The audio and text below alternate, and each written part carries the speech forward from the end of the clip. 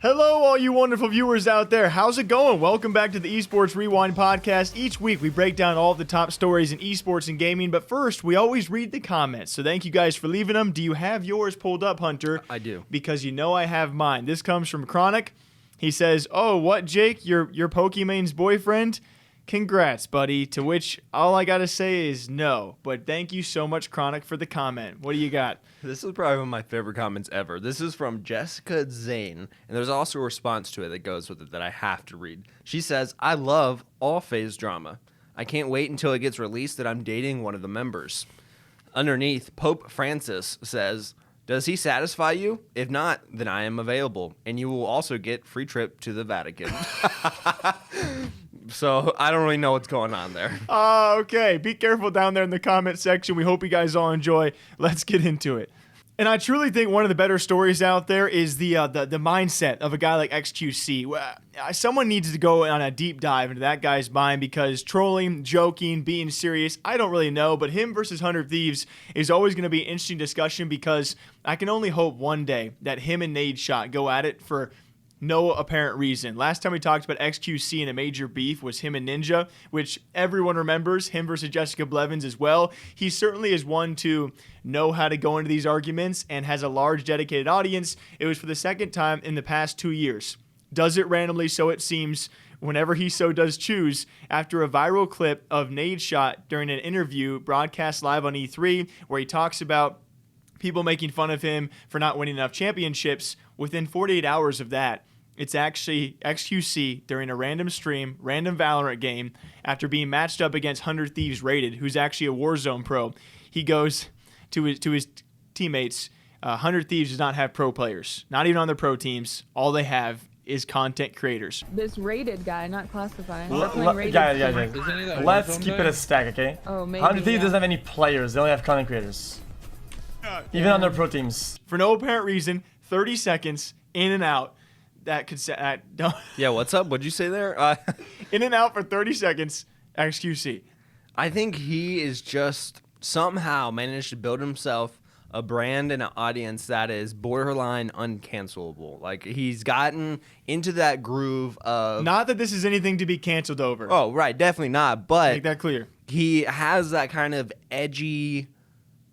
wannabe vibe, because I mean, looking at xQc himself, he's not very edgy, you know, but like the things that he says, he'll come out and say all this stuff and come after certain people, or he always gets banned from every server in every game, and so it's kind of like his thing of like he's the bad guy but not really, and so his audience is gonna roll with him no matter what he says. People are gonna be like, oh well, that's xQc. Like, that's just Felix doing Felix. So plus he's gotten to the point, he's so big where it's like people kind of just have to accept it. Like, the dude has done so many crazy things. If there was a full breakdown of every server he has been banned from, the dude stream sniped in a Twitch Rivals, and everyone was like, if anyone's going to do it, it's xQc, right? Gets a 6-month suspension, doesn't even face a Twitch ban, so he can say these things, and people are like, yeah, let's roll with it. I feel like I see FaZe as the bad boys, and xQc, I don't really tie him to LG very often, but he's kind of like a G2 Carlos, where he can say things, and you're not going to challenge him because he's kind of just whittled his way to the very, very top, and he's not someone you want to mess with. I'll say I think 100 Thieves was low-hanging fruit there, though. 100 Thieves is often the org that people go after. Sell those hoodies, motherfricker. Exactly. It's always like, oh, you're the apparel org. Now you're the content org. Like, you're not a real organization. You're not a real esports organization. And so it does feel a little bit like low-hanging fruit, like I said.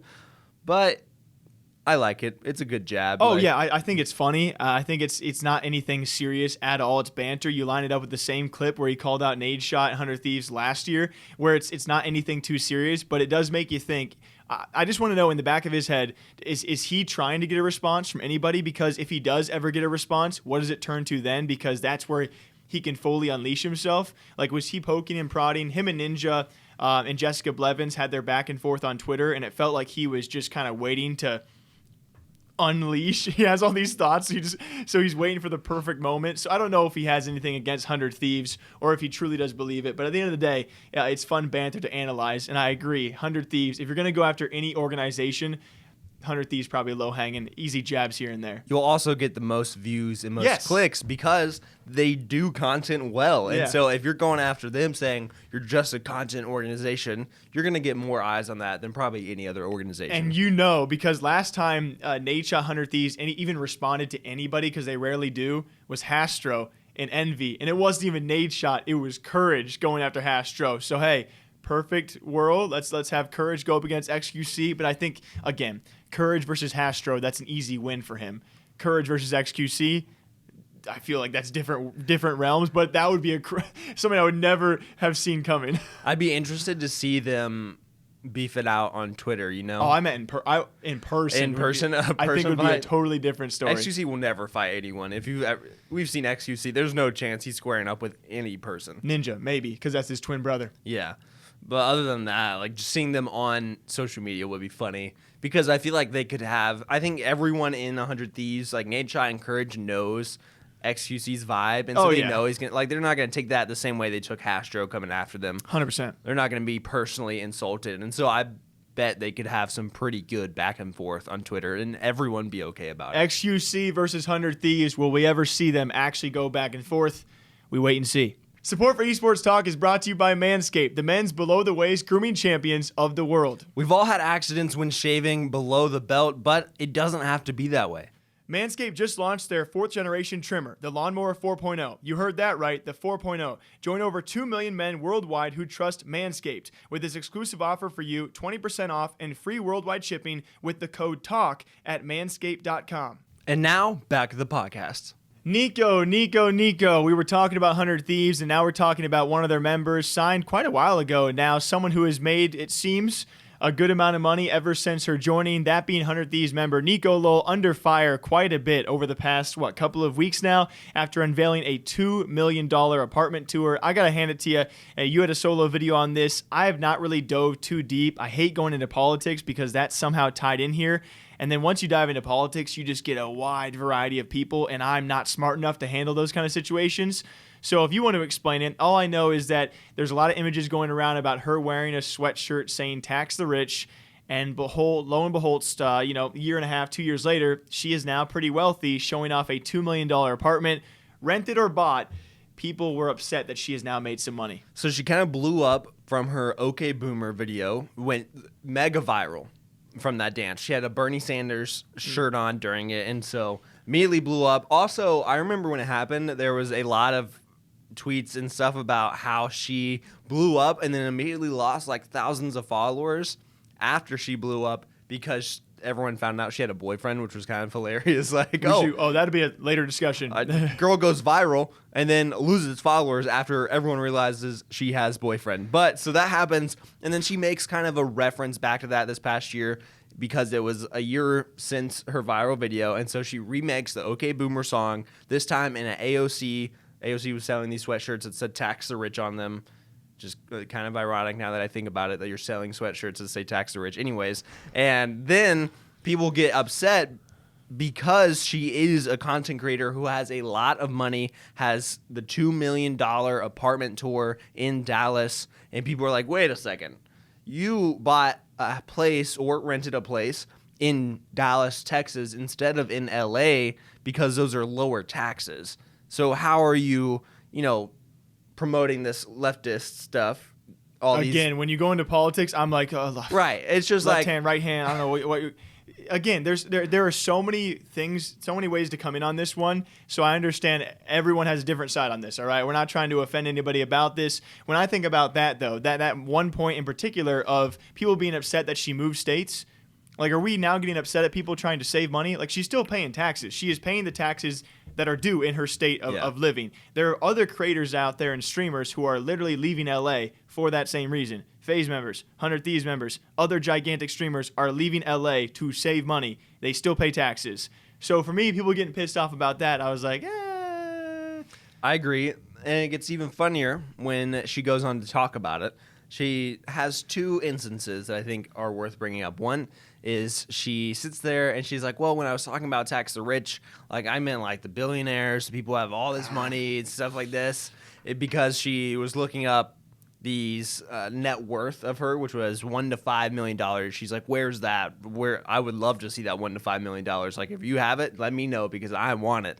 And then she goes on to say, "By rich people, I meant the billionaires, the mega rich people." And everyone's like, "Wait a second. If your net worth is $1 to $5 million, you have a skewed perception of what wealth is because that is a rich person to the large majority of people." And so people got a little upset about that. And then everyone dislikes her 2 million apartment tour. And she goes on stream to say, "I don't really care. Because if you're watching it, I'm still making money off of it," which is the worst response she probably could have had. And then she later disabled comments and the dislikes. Right. So then she went back on what she said. I thought that was her biggest mistake. Like if you're gonna own it, you gotta truly own it all. And she went on to talk about how dislikes don't affect her channel or anything. She's still making money, and then she disabled those dislikes. So I think it was maybe a moment where she probably never expected this kind of backlash for just simply showing off an apartment, which we still don't even know if she owns or she rents. I do like that. I think at least what I saw, a lot of streamers out there weren't even going after Neeko. They chose a different, safer angle. Instead of going after Neeko and either attacking or defending her, they went after the apartment, which was like, how is this a $2 million apartment? Which I think is probably the safer play because you don't want to be like we are. You don't want to be in these shoes because it's just way too complicated. Like, how the frick was that a $2 million apartment was the majority angle that I saw out there. And then you go outside the gaming bubble, and it's people being mad that she's made money. Exactly. No one in the world of streaming or content creation was actually going after her. We saw... I should say figures weren't. Definitely Yes. Audiences were. Right. We saw streamers like Mizkif and Hassan, who you're talking about. And xQc. xQc saying, like, how, like, I'm from Dallas or I live in Texas. How $2 million could get you the best of the best, like a huge mansion in Dallas. It could get you this, like a penthouse in LA. So how are you spending $2 million on that, which everyone was saying it's probably just clickbait. Might not actually be, but 100%. I don't know. I have no idea. I mean, yeah, we saw this with esports orgs, and no one was like, "Oh, frick, dude, you guys are spending, you guys are making money, spending money." We saw TSM, 100 Thieves. We have Liquid Facilities, FaZe Clan spending $30 to $50+ million on facilities. And again, that's a separate point, right? But nobody was like, are you guys paying your taxes? So again, I didn't really care too much for this topic in the sense that I understand where both sides are coming from, but we'll see how the backlash is dealt with. I just know a soft pansy like me, I don't have money. We don't have money. So thank God, because we'll never show off anything of value, not because we can't. Wait, no, not because we can't. We don't have anything of worth. You see this? You think we make money? Our clothing is literally deteriorating in front of your eyes. What do y'all think, though? Neekolul backlash over a $2 million apartment tour. What were your thoughts on it? Got some more details on a Valorant match-fixing story just this past week. Probably the harshest sentences we have seen so far in the Valorant space for pro players. A team known as Resurgence. One of those members was actually known as Germs, who apparently, during an Ignition Series event, an event where they possibly weren't even going to make it out of groups. Just 3 series is what they played. In the last one, during, I believe, a matchup against BBI, I believe it's a Chinese roster, well, they lost that series. We come to find out after being called out by a Singaporean competitive player randomly on Twitter. 2 months later, after investigation, Riot Games does claim that, yes, one of those members, being Germs, was guilty of throwing the match. Even more so, he told his teammates about the throw. They didn't tell anyone else. They complied in the throwing, even though they didn't take any of the money. And now it's actually Germs receiving a 3-year ban. Those involved players now receiving bans from 6 months to an entire year. And there's a separate figure also named, which was kind of confused in the report. He actually reached out to me with these details himself, where he also was issued a 3-year ban because apparently he gave the money to Germs to place the bet against their own team. That bet apparently $4,000 or $2,000, which resulted in profits of around $4,000, which, by the way, for the tournament would have been equivalent to placing second overall in the entire thing. So an incredibly confusing story at first, now has a lot more details to it, and we have a couple players in the Valorant space getting 3-year bans, and teammates who said nothing also getting reduced sentences. Does this stuff ever not come out?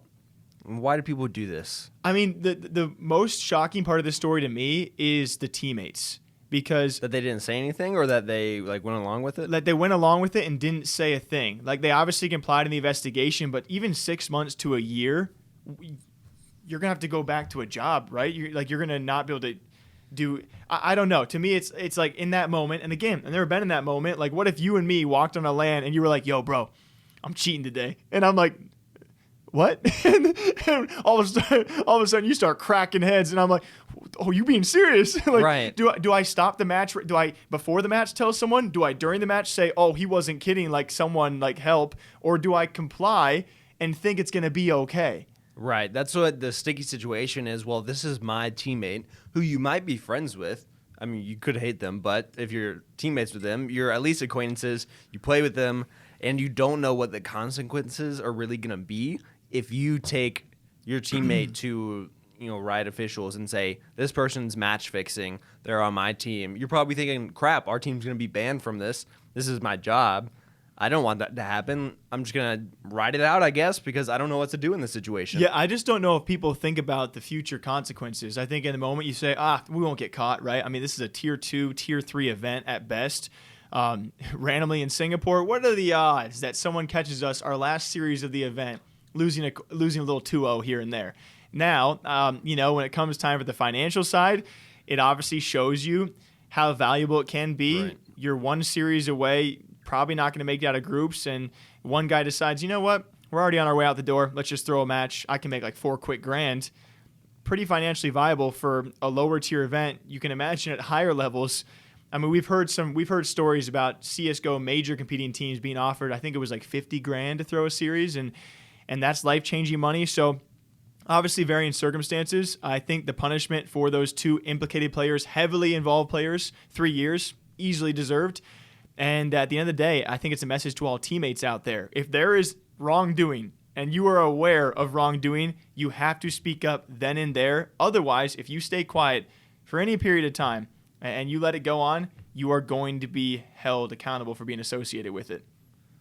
Yes, I'll just say yes. I think I just agree with it. Yes. Just better just get it out of the way. It's going to be a rough situation, but you're better off not ruining your career. Yeah, and a couple pro careers have now been ruined, at least for 3 years in the Valorant space. A lot of people talking about this past week after E3, and we got a little bit of Halo news. We saw a lot of streamers talking about it, content creators, pro players, but I kind of wanted just to get your vibes on Halo in general. I know we've talked about it a lot in the office. I'm not sure how much you've talked about it in videos, but we hear that Halo is not going to have a BR at launch, which everyone has been saying for so long that it better have one, and if it does, then it's just going to slap, and it's going to be so good. A lot of people, there are definitely those diehard Halo fans that I have seen saying it doesn't need it. It's never needed it before, to which I think just instinctively, based off Warzone and Fortnite success, my first fire back is it's a different time, all right? When was the last time we saw Halo? When was the last time we saw Halo highlighted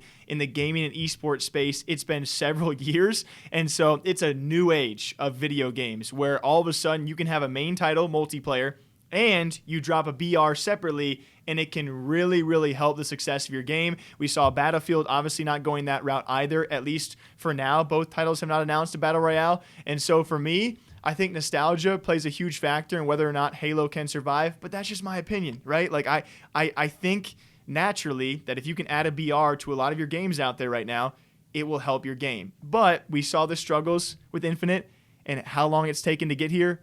So clearly there are probably a lot of issues to make a Battle Royale.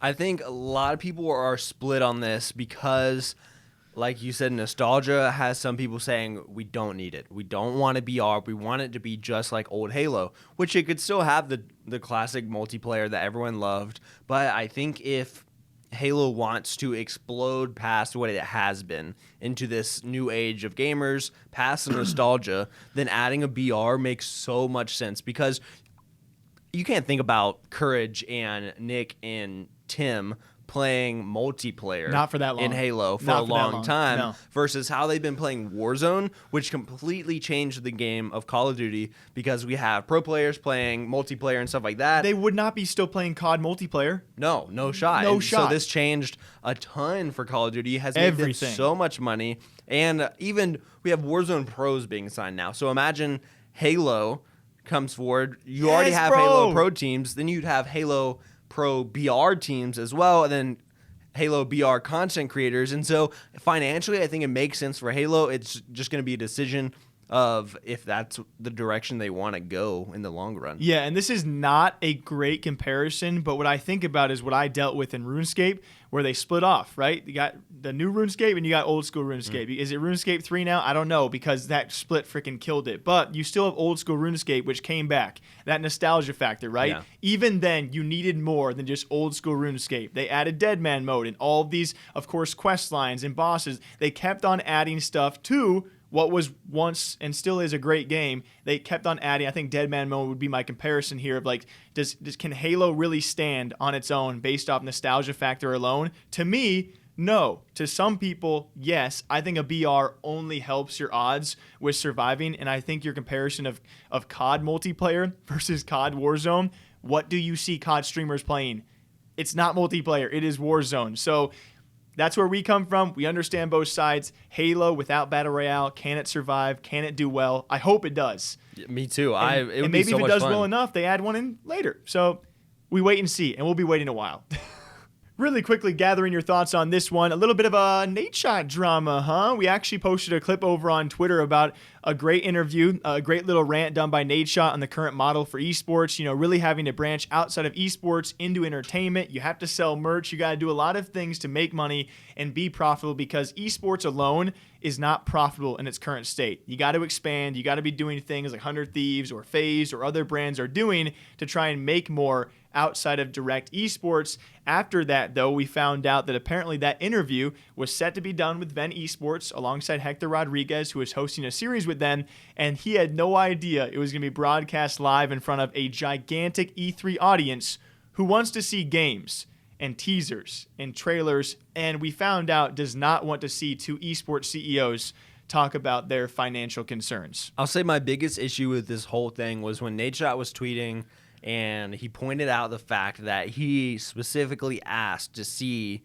this interview before it ever aired anywhere, and then it just surprise aired. I think that was the one thing that I saw that I was like, I would be upset about that too. Months of radio silence apparently between him and Ven, and no review given, and all of a sudden he does an interview he thinks is with Ven, an esports dedicated channel it was going to be, and he checks the E3 stream, and there he is in front of an audience that was not happy to see him. So I understand why he'd be a bit upset by that at first. Communication is so important in the scene, and so it's just weird to me. It must have been an oversight or something like that. That's a giant miscommunication. Where they were just like, they just thought that it had been communicated, that it was going to be on E3, and Nadeshot probably thought he communicated stronger to tell him and like pass things through him, and then it wasn't. But like you said, E3 not expecting to see esports CEO. The common viewer is not going to give a crap or know who Nadeshot or Hex or Fwiz is, and like just doesn't care about it, and so they're going to be pissed off to see them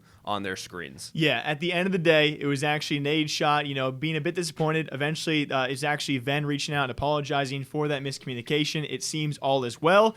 And now we move on. But yes, it was exciting to see. Still, by the way, a great interview between the two. Yes. And, of course, everything they mentioned in it. If you guys want to check it out, it's still on the E3 Twitch VOD.